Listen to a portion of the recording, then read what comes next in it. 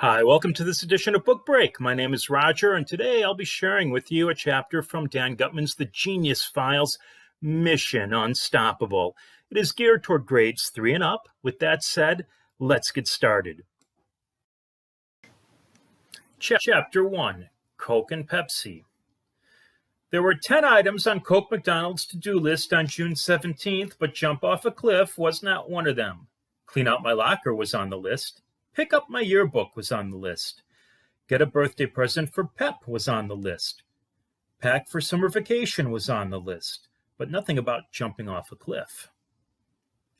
And yet, oddly enough, jumping off a cliff was the one thing that Coke McDonald was actually going to do on June 17th.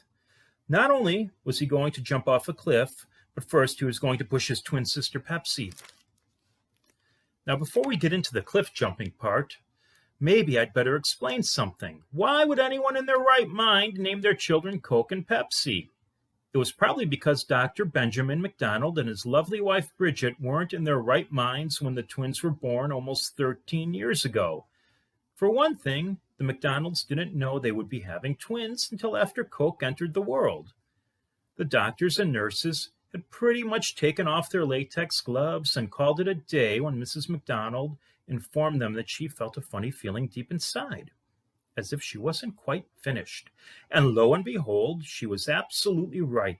The doctors and nurses went back to work, and the next thing anybody knew, out popped a bouncing baby girl. Surprise! From the start, the McDonalds had decided to name their son Coke, not because of the soft drink, because of cold. According to dictionary.com, Coke is the solid product resulting from the destructive distillation of coal in an oven or closed chamber, or by imperfect combustion consisting principally of carbon. Go ahead and look it up if you don't believe me. I'll wait. Okay, did you look it up?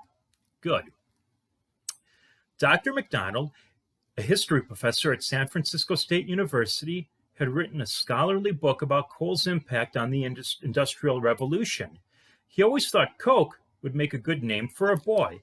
It's short, it's sweet. It had that K sound, K, like Kodak, Kathmandu, Kalamazoo. When Coke's twin sister popped out, Dr. and Mrs. McDonald were faced with a dilemma. Once you name your firstborn son Coke, you can't very well name his twin sister Rachel or Emily or anything too normal. It wouldn't sound right. How about Pepsi? One of the attending nurses suggested as a joke. Coke and Pepsi. Everyone in the birthing room had a good old laugh over that. But the McDonalds thought about it, and the more they thought about it, the more they liked the idea. Coke and Pepsi. It was perfect. Not only that, but it fit their sensibilities. The McDonalds were second-generation hippies from San Francisco who had always disapproved of the rampant commercialization of society. Dr. McDonald was fond of telling his students that the average person living in a city sees up to 5,000 advertisements every day. 5,000 ads. What better way to stick it to the man than to name your kids Coke and Pepsi? It would be an ironic statement about how corporations control people's lives. Heck, their last name was already McDonald. Why not name the kids Coke and Pepsi? Naturally, when the local media picked up on the baby names, the Coca-Cola and Pepsi-Cola companies were not happy at first. They made some noises about suing the family. Giving babies the same names as popular soft drinks was an infringement on the company's copyrights, the lawyers grumbled. In the end, the corporate giants decided that the kids' name Coke and Pepsi would be the best advertisement they could have. And it didn't cost them a dime.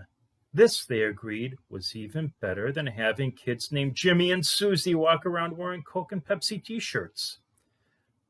Of course, growing up with the names Coke and Pepsi can be tough, especially in middle school.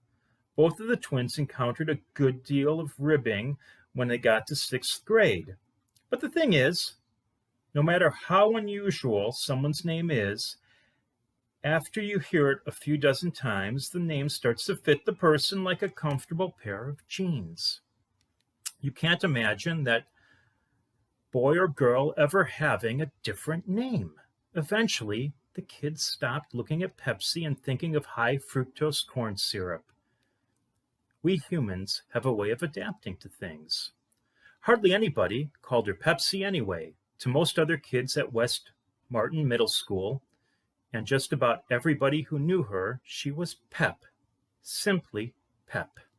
Anyway, it could have been worse. The McDonald's could have named their twins Mountain Dew and Sprite. A few years back, there was a New Jersey couple who named their son Adolf Hitler.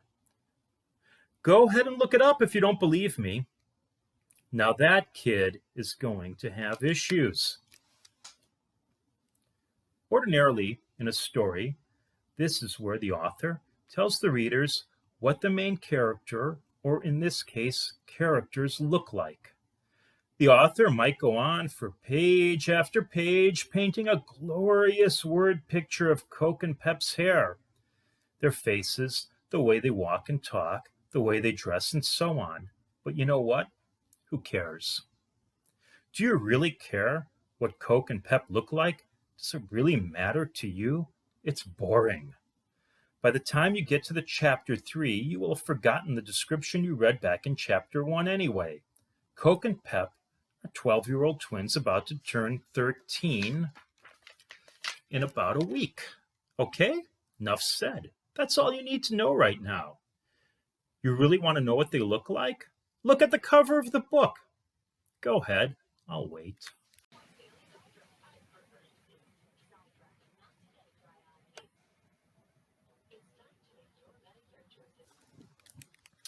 Okay, now that we got that out of the way, let's move on to the good part, the part where Coke and Pep go off the cliff. And that was a chapter from Dan Gutman's The Genius Files, Mission Unstoppable. I hope you enjoyed it. If you have any questions, please feel free to reach out to us at youthservices@olpl.org, and I'll see you again really soon for another book break.